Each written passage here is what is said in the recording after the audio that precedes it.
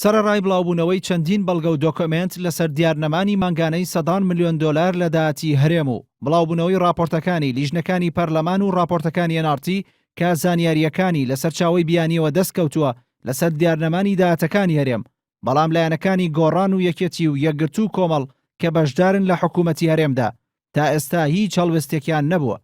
ئەمەش لەلایەن بەشێک لە وڵاتیانەوە خوێندنەوەی جیاوازی بۆ دەکرێت سەبارەت بە بێهەڵوێستی یەکێتی نیشتیمانی کوردستان لەسەر دیارنەمانی داهاتەکانی هەرێم. بەشێک لە وڵاتیان ئاماژە بۆ ئەوە دەکەن کە یەکێتی شەریکە بەشی پارتیە و بەشێک لە داهاتی دیارنەما و بە پارەی کاژوەر دەگرێت، هەرچەندە زۆر کەمترە لەو بڕی بەڕاستی هەیە و دیار نامێنێت. ئەمە ژوای لە بەرپرسانی ئەو حیزبە کردووە کە لە ناو حکوومەتدا بمێننەوە و هیچ هەڵوێستێک وەرنەگرن. ڕێکەوتنێکی سیاسی لەگەڵ یەکێتی نیشتیمانی کوردستانە ئیمزا کراوە. سەبارەت بە بزوتنەوەی گۆڕانیش بەشێک لە وڵاتیان دەڵێن بزوتنەوەی گۆڕان بەهۆی ڕێکەوتنەکەی لەگەڵ یەکێتی ناتوانێت هەڵوێستی هەبێ و دەستبەرداری حکوومەتی خۆجێی سلێمانی بێت، هەروەها سەرڕای دەرکردنی وەزیرەکانیان لە حکوومەت لەلایەن پارتیەوە، بەڵام تا ئێستا دەستیان لە کار نەکێشاوەتەوە و موچە وەردەگرن و دەستبەرداری حکوومەت نەبوون.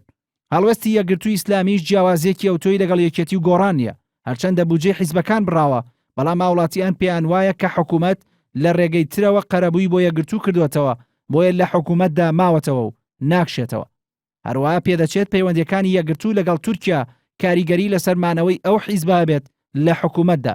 ئەمە ژوای کردووە بێ هەڵوێست بێ و لە بەرامبەر دیارنەمانی $100 ملیۆن مانگانەدا هەڵوێستی نەبێت. ئێمە وەکو کۆمەڵ ئیسلامی سەبارەت بە کۆمەڵی ئیسلامیش بەشێکی هاوڵاتیان ئاماژە بۆ ئەوە دەکەن هەرچەندە لە نێو پەرلەماندا فراکسیۆنی کۆمەڵ هەڵوێستی دەربڕیوە، بەڵام هاوشێوەی حیزبەکانی تر بەشدارە لە حکوومەتدا و لەسەر دیارنەمانی داهات هەڵوێستی نەنواندووە و نەکشاوەتەوە. ئەمەش بە هۆکاری ئەوەی ترسی ئەوەی هەیە بە تەواوی پەیوەندیەکانی لەگەڵ پارتیدا تێک بچێ و فشاری زۆریان بخرێتە سەر. لا بەرامبەر بێڵوێستی چوارلایەنەکەدا لەسەر دیارنەمانی داهاتەکان بەشێک لە وڵاتیانی هەرێمی کوردستان ئاماژە بۆ ئەوە دەکەن ئەوەی لە ئێستادا دەردەکەوێت ئەوەیە کە پارتی دیموکراتی کوردستان سەرباری ئەوەی کە بە تەنها سیاسەتی ڕاستەقینەی نەوت بەڕێوە دەبا و ئاگاداری کۆی گشتی داهاتی نەوتە، بەڵام دۆخێکی دروست کردووە کە هەر چوار حیزبە سەرەکیەکەی تری هەرێمی کوردستانی کردووە بە شەریک و هەر چواریان هاوشێوەی پارتی جگە لە چەند لێدوانێکی کاتی لە ڕاگەاندنەوە ئەوە هیچ هەڵوێستێکی تریان نییە و پێدەری شەرعیەتن بە کابینی هەشتەمی حکوومەتی هەرێمی کوردستان کە سەرباری بوونی داهاتێکی زۆری نەوت، بەڵام کوردستان بە دۆخێکی خراپی ئابووریدا تێپەڕ دەبێ و فەرمانبەران و بەڵێندەران و کاسبکارانی گشت شارەکانی هەرێم لە دۆخێکی خراپی ئابووریدان.